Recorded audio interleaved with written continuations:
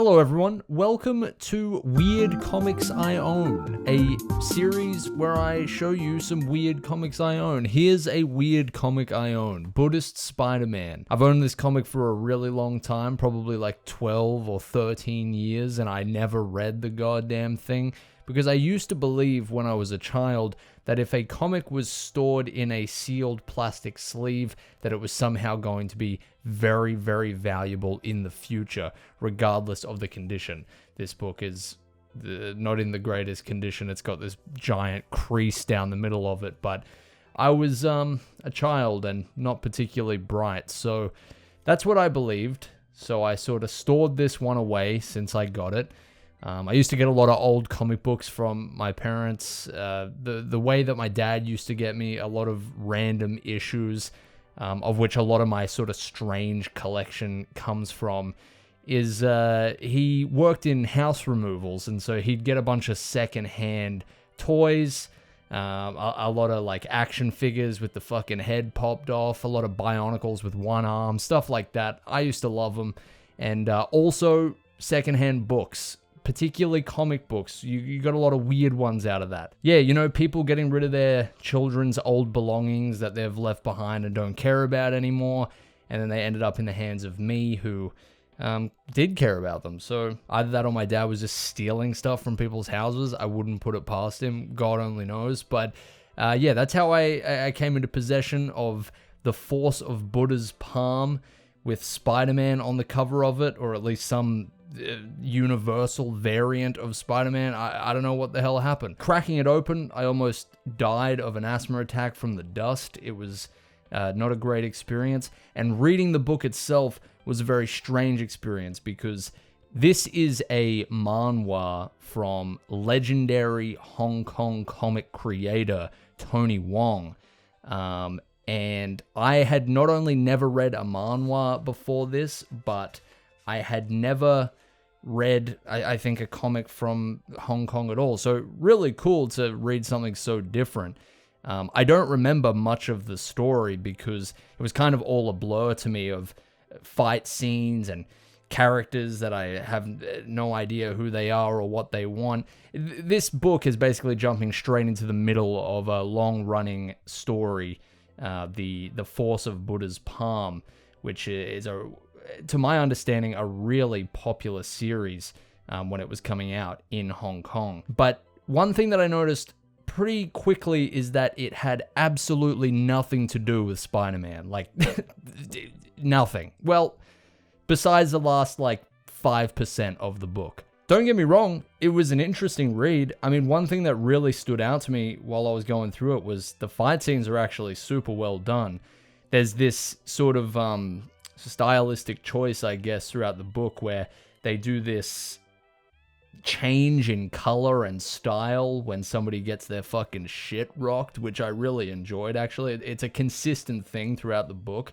So even though I couldn't really grasp the story, because this is, right in the middle of it, the art style was actually pretty fun to read through. But yeah, regardless of how cool the fight scenes are, the whole time I was kind of thinking to myself, where the bloody hell is Spider-Man? The Spider-Man that I was promised right on the cover. And it turns out that I may have gotten got by a 40-year-old marketing tactic from 1980 that has obviously stood the test of time, because I did a little bit of research, and it turns out the only reason Spider-Man was put on this cover, or at least, this Spider-Man looking character, is because they wanted to get this series, The Force of Buddha's Palm, sort of into the Western market and in front of Western audiences, and putting Spider-Man on the cover was kind of just like the best way of getting people interested in this story. So I found that kind of interesting, but I was still wondering, where is Spider-Man? Because I read through the book, and I mean, look, it was interesting, but there was no Spider-Man. There's this cannibal guy who tries to eat this guy's foot. I can't remember what page that was on. I think I had it written down on my notes here. Grilled foot, page 31. Grilled foot. Grilled Foot. Really interesting read. Like, I really felt like I was in a fever dream the entire time that I was flipping through this. But no amount of Grilled Foot could distract me from the fact that I thought we were getting some Spider-Man content in this book. And it turns out, to the book's credit, we do get a little bit of it at the end with a character named the Black Spider, who kind of just turns up out of nowhere, wants to team up with the main characters, and then the main character is kind of a bit of an asshole to him, so they get into a little scuffle. They both try to lil bro each other.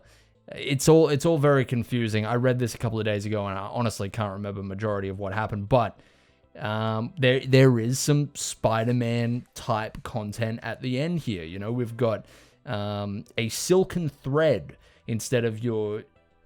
I don't know if this is like organic webbing or if this is just like a rope of some sort, but yeah, there is some web slinging to some extent, and I'm confused even trying to explain this. I don't know if any of this is coming across as coherent at all, but it was interesting. I mean, this is just interesting. I'm glad that I cracked this open. It was kind of worth the asthma attack that I got from the dust because, I'd never seen anything like you feel like you kind of see everything Spider-Man related because he's such a popular character, and then something like this just pops up, and it's interesting to see something that I'd say probably majority of people haven't seen, right?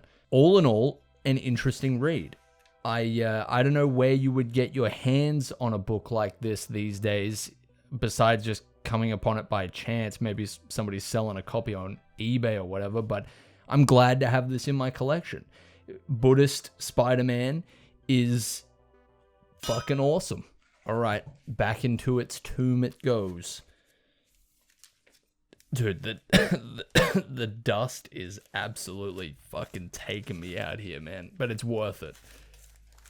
For Buddhist Spider-Man, it's worth it. Here's another really weird comic that I own that I kind of showed off in a previous video a little bit. This is Captain Carrot and his amazing zoo crew. Man, what else can I say except the Furry Justice League is real and they can hurt you. We've got Pig Iron. We've got Yankee Poodle. We've got Alley Cat Abra. We've got Fastback, Rubber Duck, the Bat Mouse, Wonder Wabbit, Aqueduct, the Crash, Green Lambkin. That's a lot of characters to manage in a narrative. Like, you know, you got to make sure every character gets their moment. Every character has their own little fandom. You know, if I don't get my Pig Iron moment, I'm going to fucking crash out on Twitter. It's going to be bad. But hey, they say if we're confused by all the characters, we just got to be grateful that they didn't include all of these characters as well. We're missing out on J. Rufus Lion, Nutsy Squirrel, Doodles Duck, Goofy Goose, and Bo Bunny. Look, I already feel like we're spoiled here, so let's just let's jump into what we got. I got to say, the lore, it goes pretty deep in this one. They really didn't hold back with the exposition. From my understanding, this is like a crossover event type thing between Captain Carrot and some interdimensional multiversal situation where there's like a universe where the Justice League is all animals or something like that. I think that's the case. Look, either way, all you got to know, the lore goes deep. We're jumping in here to a multifaceted narrative, many characters, some questionable artistic decisions, I will say that. But this was an interesting read nonetheless. This is a relatively recent addition to my sort of weird comic collection. Every now and again, I'll pick up something strange that I see. Dude, I read this literally a couple of days ago, and again, I gotta take more notes next time. I can't remember what the fuck happened. All I remember is Batmouse looks sick, gray and blue, he knows where it's at. The dust is fucking killing me, holy shit. Oh, there was a pun on page 12 that I quite liked, where they called, they had a version of Amazo that they called Amazu. And I mean, it doesn't get much better than that. I think we might as well leave it on that. I mean, what else do you want from a narrative such as this? As you can probably guess, holy fuck, this dust, dude. Holy shit, it's poisoning me. It's like my kryptonite. Justice League furry comics are my kryptonite. I mean, you got to find out somehow. I guess this is the way to do it on camera where everyone can see. Holy shit. As I'm sure you can guess, there's plenty of animal-related puns. Superman here refers to his Fortress of Solitude as the Fortress of Squirrel-tude. That's really cool and epic. What you wouldn't expect, though, is that this all ends on a heart-wrenching love story that cannot be, as Captain Carrot and his amazing zoo crew part ways multiversally with the Furry Justice League, and it's a love story that simply cannot continue. I was bawling my eyes out and crying, and it was very sad. Anyway, after that devastating conclusion, I think we better end on a more fun one. This is Plastic Man and Starman starring in Adventure Comics. This one got a chuckle out of me here and there. It's got I actually like the writing in this one quite a lot. The character voices are very much like pulpy and cheesy.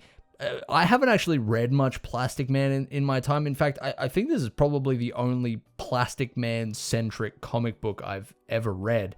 And I don't know, man. I found it very entertaining. It's actually not really usually my thing, but it was funny. I don't know. It has that old charm where I'm kind of imagining like every character sounds like they're speaking with a transatlantic accent. There's a character called the fucking Brick Wall or Bricky McBrickface, or what's his name? Hang on, I can't read from here. I'm getting old. What's his name? Brick. His name is Brickface. Okay, cool. Yeah, I mean, like, come on, dude. It's a hoot. So many stories trying to take themselves seriously. We got Brickface over here. One of the most fun parts of reading this was like the outdated jokes that were just clearly a product of the time. There was one that had me fucking Googling because I just did not understand it. Plastic Man was referring to his knocked out friend as being out like a Jimmy Carter cabinet member. It just felt so specific. And obviously I know who Jimmy Carter is, but I didn't get what the fuck that meant. And so I did some Googling, and A+ joke, very funny. Pause to read if you want to understand this hilarious element of Plastic Man's banter. Plastic Man's a super fun character. I mean, you if you're familiar with him at all, you get the idea. And even if you're not, I mean, you get the idea. His powers are fucking ridiculous. He turns himself into an umbrella, a slingshot, a vehicle. Yeah, he's all over the place. And honestly, it kind of made me want to read Plastic Man in general for when I just want to like, I just want something fucking balls to the wall, Looney Tunes, ridiculous type beat. It was actually really funny. And I mean, like, what are we doing here? You don't get this with any other character, right? Is this Plastic Man? Is this still the vibe? Why is he not more popular? He seems relatively niche still, to me at least. I don't know. Well, until we get him in a movie, I guess that's kind of how it'll stay, but it's excellent. One of the very best parts of reading this book, though, had nothing to do with Plastic Man, unfortunately. It was the ads. I've always liked reading older issues of comics because the ads are just hilarious the further back you go. Like, you know, fucking the stuff they were putting in these books that were marketed to children is hilarious. But this one really got me. So randomly, as I'm reading Plastic Man, we go into this short story about Green Arrow, and I was like, oh, that's surprising. I haven't read much Green Arrow either. Like, is this a detour in the story? Like, why is he here all of a sudden? I didn't realize it was an ad at first. And it's basically a short comic strip advertising something called Hostess Fruit Pies. And I mean, it fucking blew me away, dude. They got me. There's something about these old comics. They keep getting me in ways that, I mean, it shouldn't trick a child, but it's tricking me. Green Arrow basically, he like saves these kids who are stuck on some, you know, what do you call those things? The thing from GTA 5? Cable car? You get what I'm talking about. They get stuck in this cable car, and so he shoots some arrows over to, you know, like, I guess, rope them in.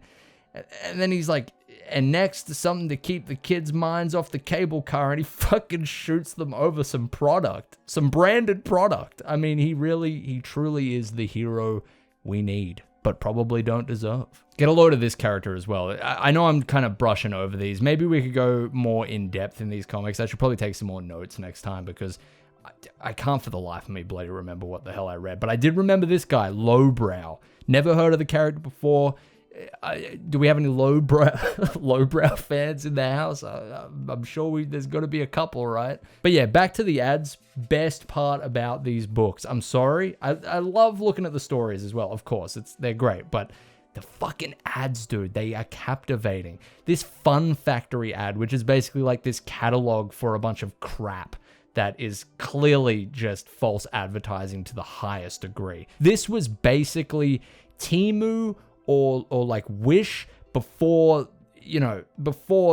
all of that shit was available on your phone. Like, this catalog, whoever's running Temu, they got their game from Fun Factory. The shit they are selling in this catalog is diabolical. Stuff that obviously, one, doesn't work like it purports that it does, but also stuff that I'm pretty sure is just straight up illegal. I'm going to get a little zoom on this page so you can see, but we've got like slot machine toys, fucking pervy spy scopes, and I mean, they literally state what the intended purpose of that thing is.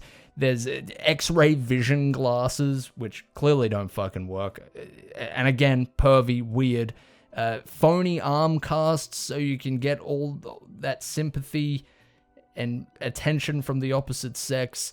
We've got fucking, what else? Fake army medals. If, I don't know, your children are interested in some stolen valor on the weekend or something. I don't know.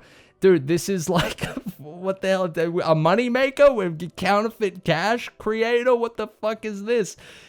The Fun Factory was trying to send children to prison. I don't know what the, like, dude, I feel like I could dedicate a video to this catalog. Like, surely this shit was just some plastic crap mass manufactured far away by very unfortunate individuals who were not paid for their labor. Like, this is just crap, right? I mean, the bald head wig is cool. The bald head wig is cool. It's funny because advertising in a comic book, they take up a whole page. It's always annoying. I've always found it annoying. But the longer time goes on, the better it becomes. It actually becomes a part of the experience. It's like a time capsule that just sends you back to, sends you back decades in this case. It's so interesting. I mean, even I've got a bunch of comics from the early 2000s now that are advertising what would eventually become like some of my favorite PS2 games, for example. And I'm sure if I had been reading those comics back in the day, like, the ads would have been obstructive and annoying as they are now. But again, the longer time goes on, they just become such a interesting look into the past. They're great. So yeah, basically what I'm saying is I love advertisements. I love being advertised to. Beam them into my eyeballs. I mean, like,